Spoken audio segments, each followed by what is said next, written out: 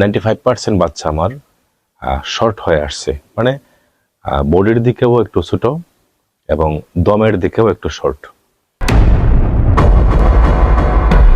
আমার হাতে যে কবুতরটা, এটা হচ্ছে একটা জোস্ট এবং ক্যাভেডিস লাইনের কবুতর। এটার মা এবং বাবা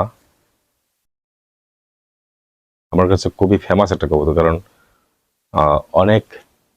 ওরা অনেক সন্তান জন্ম দিয়েছে, যে সন্তানগুলো আমার লফটের জন্য ভালো রেজাল্ট বয়ে আনতে সক্ষম হয়েছে। আর আমি বিশেষ করে দীর্ঘদিন একটা স্বপ্ন নিয়ে মানে এগোচ্ছিলাম। সেই স্বপ্নটা হচ্ছে যে কোনো মূল্যের বিনিময়ে আমাকে কবুতরকে শর্ট করে নিতে হবে, ছোট করে নিতে হবে। তো ছোট করে নিতে গিয়ে মোটামুটি আমি এই বছর বলতে পারেন যে 95% আমি সফল। আমি কবুতরকে অনেকটাই ছোট করে নিয়েছি। কবুতরের বাচ্চাগুলাকে এখন 95% বাচ্চা আমার শর্ট হয়ে আসছে, মানে বডির দিকেও একটু ছোট এবং দমের দিকেও একটু শর্ট। এই জিনিসটা আমার এক শ্রদ্ধেয় ভাই উনি বলেছিলেন যে রব্বানী ভাই, আপনার কবুতরকে অন্তত ব্যালেন্স শর্ট করতে হবে এবং সাইজটা শর্ট করতে পারলে ভালো হয়।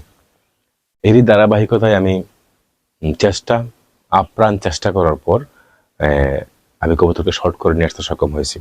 আপনারা দেখেন আমার হাতে একদম ছোট আকৃতির, এর চেয়ে আরও ছোট কবুতর আছে।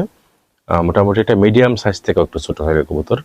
তো এরকম কবুতর আমরা যদি প্রত্যেকের লফটে আমরা ব্রিড নিতে সক্ষম হই, তাহলে রেজাল্টের দিকে, খাবার দাবারের দিকে, পরিচর্যার দিকে, সব দিক থেকেই আমাদের জন্য ভালো হয়।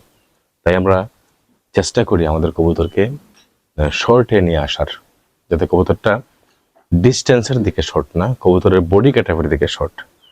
আর কবুতরের বডি গেটআপের দিকে শর্ট আনতে চাইলে সর্বপ্রথমেই যেটা করা দরকার সেটা হচ্ছে, আপনি যত ইনব্রিড করবেন তত কবুতরের সাইজ বড় হবে। আর আপনি যখন ইনব্রিড ছাড়া ব্লাড লাইন ভাঙবেন, যত ভাঙবেন আপনি যত ভাঙবেন, আপনি দেখে দেখে ব্লাড লাইন আপনার হাতে গুনে যত ভাঙবেন, ততই আপনার কবুতর শর্ট হতে সক্ষম হবে। এটা দেখবেন আপনারা যে মানব জাতির ক্ষেত্রেও এর ব্যতিক্রম না। আপনারা জানেন যে আমাদের পূর্বপুরুষ, তার পূর্বপুরুষ, তার পূর্বপুরুষরা অনেক বড় ছিল। আমরা দিন দিন কিন্তু আস্তে আস্তে আমাদের সাইজ ছোট হয়ে আসতেছে, এক সময় আসবে আমরা আরো ছোট হয়ে যাব। গ্রামীণ একটা প্রবাদ বাক্য সেরকম যে এক সময় আসবে যে বেগুন গাছ থেকেও আমাদেরকে লাঠির মাধ্যমে বেগুন পাড়তে হবে, এটা কথা।